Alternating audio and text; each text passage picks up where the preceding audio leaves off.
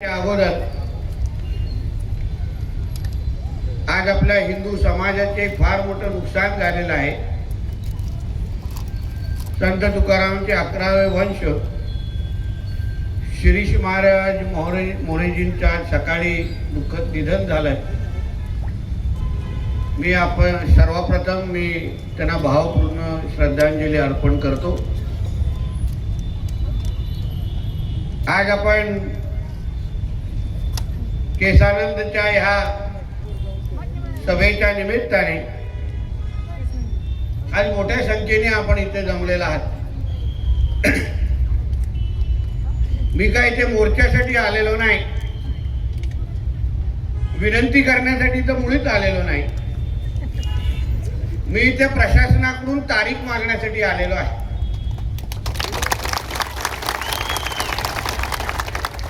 कारण का मोर्चे विनंत्या करण्याचे ते दिवस गेले। आता आम्ही सगळे सत्तेमध्ये आहोत,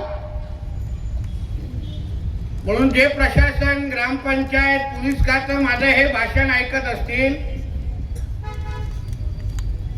त्यांनी मला उद्या सकाळपर्यंत तारीख द्यावी की कुठल्या तारखेला तुम्ही ते थडगं काढून तिथून टाकणार। कारण याच्याबद्दल जास्त चर्चा आम्ही आता तर करणार नाही, आम्हाला गरज पण नाही। ठीक आहे, जेव्हा विरोधी पक्षामध्ये होतो, हातात सत्ता नव्हती, तेव्हा मोर्चे काढायचो मी, सागर आमचा आणि सगळे मोर्चे काढायचो। पण आता काय, आता मंत्री झालोय, मुख्यमंत्री आदरणीय देवेंद्र फडणवीस साहेब आहेत, ते गृहमंत्री पण आहेत, ग्रामविकास मंत्री पण आहे, आमच्या सरकारमध्ये भारतीय जनता पक्षाचे गोरेज आहेत। म्हणून जे संबंधित जे कोण आहेत त्यांना ज्यांच्या हस्तेदारीत हे सगळ्या गोष्टी येतात, त्यांनी अगर कुठल्याही बेकायदेशीर अतिक्रमण आमच्या महाराष्ट्राच्या कुठल्याही कानाकोपऱ्यामध्ये ठेवलं तर त्यांना काय त्या खुर्चीवर जास्त काळ राहायला जमणार नाही, हे मी तुम्हाला आज इथून सांगून जातो, आज सांगून जातो। उगाच आम्ही नाटकं सहन करायसाठी सरकारमध्ये आलेलो नाहीये। मी बोलतोय त्या लोकांची काही दिवसापासून, हा माझा तरुण सहकारी संघर्ष करतोय, गरज नाही। पीआयशी बोललोय, ग्रामपंचायतच्या सरपंचाशी बोललोय आणि माझ्या भाषेमध्ये बोललोय। जी भाषा कळते तशी भाषा, मला काही सरळ बोलायला येतच नाही, आपलं तोंडच फाटक आहे। मी सरळ बोलायला लागलो, लोकांना वाटेल काय रितेश राणेचा डुप्लिकेट आहे। म्हणून जेवढं बोलतोय तेवढं समजून घ्या। ग्रामपंचायतीने ठराव दिलेला आहे, पोलिसांना फक्त प्रोटेक्शन द्यायचं आहे। नियमात असल्यामुळे, अतिक्रमण सिद्ध झाले असल्यामुळे कोणी कब्रस्तानच्या जागेवर अशी मस्जिद बांधू शकत नाही। अरे उद्या मग आपल्या घराच्या बाहेर आपल्या वरांड्यामध्ये येऊन थडगं उभा करतील आणि मग शुक्रवारी गॅस सिलेंडर वरती करतील, काय करायचं? काय करायचं मग? गप्प बसायचं? छत्रपती शिवरायांनी काय शिकवलंय आपल्याला? युक्ती तिथे युक्ती, शक्ती तिथे शक्ती। शक्ती दाखवली आपण विरोधी पक्षात असताना, 108 मोर्चे काढले। आता डोक्याने काम करायचं, आम्ही बसलोय सरकारमध्ये, काही चिंता करू नका, काही चिंता करू नका। मंत्रालयामध्ये तिरंगा फडकत असला तरी त्याच्यावर भगवा पण तुमचा फडकतोय, एक तुम्ही लक्षात ठेवा। म्हणून कोणीही बेकायदेशीर गोष्टी, कुठल्याही पद्धतीचं अतिक्रमण, कुठेही या हिरव्या सापांची वळवळ आमच्या महाराष्ट्रामध्ये आम्ही सहन करणार नाही। ऐकत असतील तर ऐकून घ्या गपचूप।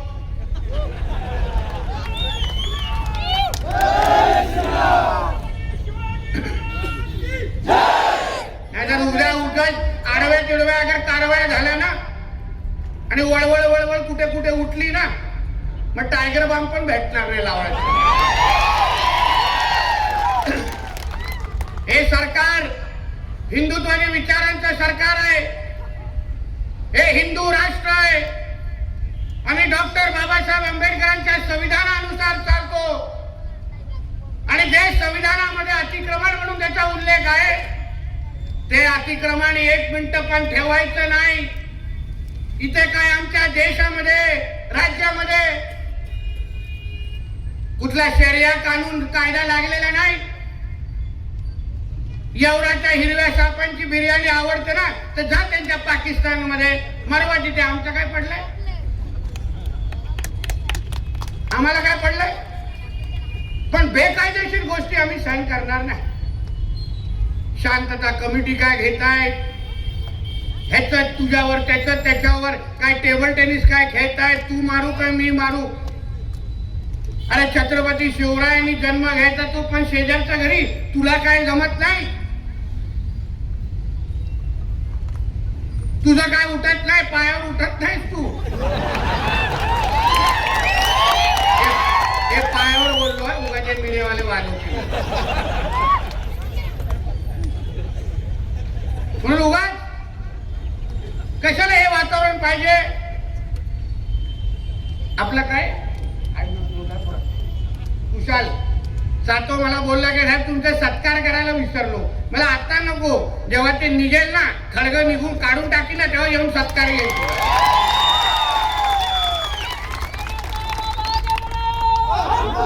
आता नको, कुशालला सांगू आता चिंता करू नको. एवढा जोर जोरात आता काय गरज नाही रे बाबा. आता तू आरामात बसायचं, आरामात.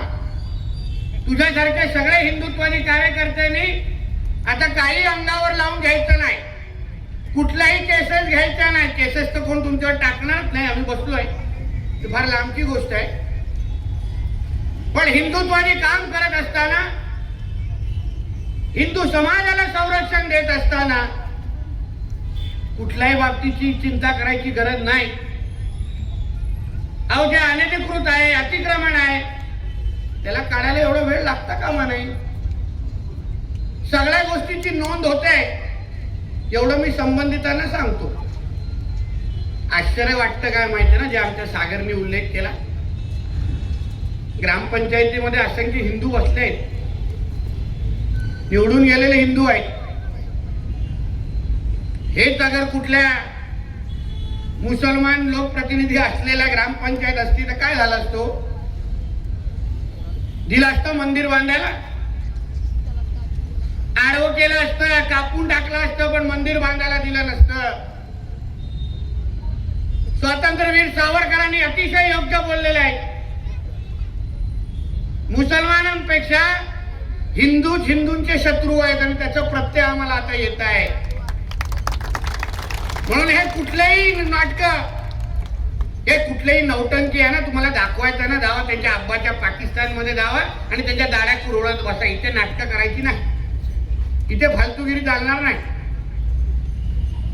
हे महाराष्ट्रामध्ये जे हिंदुत्वादी सरकार निवडून गेलंय, ते हिंदू समाजाने निवडून दिलेलं आहे. एक लक्षात घ्या, मी जे काय मंत्री म्हणून तुमच्या समोर बोलतोय ते माझ्या हिंदू समाजामुळे आहे. ही माझी सरळ थेट भावना आहे या निमित्ताने. म्हणून हिंदूंना संरक्षण करणं, हिंदूंबरोबर उभं राहणं, हीच आमच्या सरकारची प्राथमिकता असली पाहिजे. हे मी प्रत्येक डिपार्टमेंटच्या लोकांना सांगून ठेवतो. बाकी कुठलाही अजेंडा चालवायचा नाही हिंदुत्व सोडून. आमची भूमिका सरळ स्पष्ट आहे. आमचे आदरणीय मुख्यमंत्री देवेंद्र फडणवीस साहेबांनी स्पष्ट सांगितलंय की गड किल्ल्यांवरचं एक अतिक्रमण आम्ही ठेवणार नाही. जिथे हे हिरवे चादर टाकतात, हे एक पण अतिक्रमण तुम्हाला येणाऱ्या काळामध्ये दिसणार नाही. हा शब्द शिवरायांच्या समोर तुम्हाला मी देऊन जातो. एक ठेवणार नाही. म्हणून ह्या सरकारमध्ये काम करत असताना तुम्ही फक्त आमच्यावर विश्वास ठेवा. सातवला सांगेन, आमच्या सगळ्या हिंदुत्वादी सहकार्यानं सांगेन, तुम्ही दिलाय ना माझ्यापर्यंत विषय, बोललोय एक दोनदा. नाही कळत असेल तर मंत्रालयावरून फोन येतील, कळेल मग बिर्याणी महत्वाचं आहे की पद महत्वाचं आहे. बेकायदेशीर गोष्टीला मी सहन करणार नाही. अहो हे येणार तुम्हाला वाचवायला, ह्याला यांच्या धर्मापेक्षा काय मोठं आहे. नवी मुंबईला खारघरला काही दिवसा अगोदर एक कार्यक्रम झाला, तुम्ही ऐकला असेल. अशा किड्यांसारखे सगळे जमलेले, सगळे किडे होते एकत्र. तिथे असं भडकाऊ भाषण तिथे दिलं गेलं. ते काय त्याचं नाव, इंचमान काय त्याचं नाव, बस्तर काय नाव पण असे ठेवतात. इस्तमा काहीतरी नाटक आहेत त्याची. पुढे धर्मगुरूंनी बोलतात भाषण केली. आणि मग त्या इस्तमाच्या नंतर काय झालं, तिथून येणारे जे काही मुसलमान तरुण होते त्यांनी आमच्या एका हिंदू समाजाच्या मुलाला थांबवलं. त्याला मारलं, मरेपर्यंत मारलं. हातातलं हेल्मेट त्याच्या डोक्यावर फोडलं आणि मारून टाकलंय त्याला. हे चालतं तुमच्या इस्तमांमध्ये. ही नाटकं आता या सरकारमध्ये आम्ही सहन करणार. पत्र लिहिलंय मी मुख्यमंत्री साहेबांना की हे इस्तमा नावाचे हे जे काही नाटकं आहेत ना, हे आमच्या महाराष्ट्रामध्ये बंद झाली पाहिजेत. ही नाटकं महाराष्ट्रामध्ये करायची नाही. करायची असेल ना, जाऊन करा तुमच्या पाकिस्तान बांगलादेशमध्ये. ही नाटकं इथे हिंदू राष्ट्रामध्ये चालणार नाही.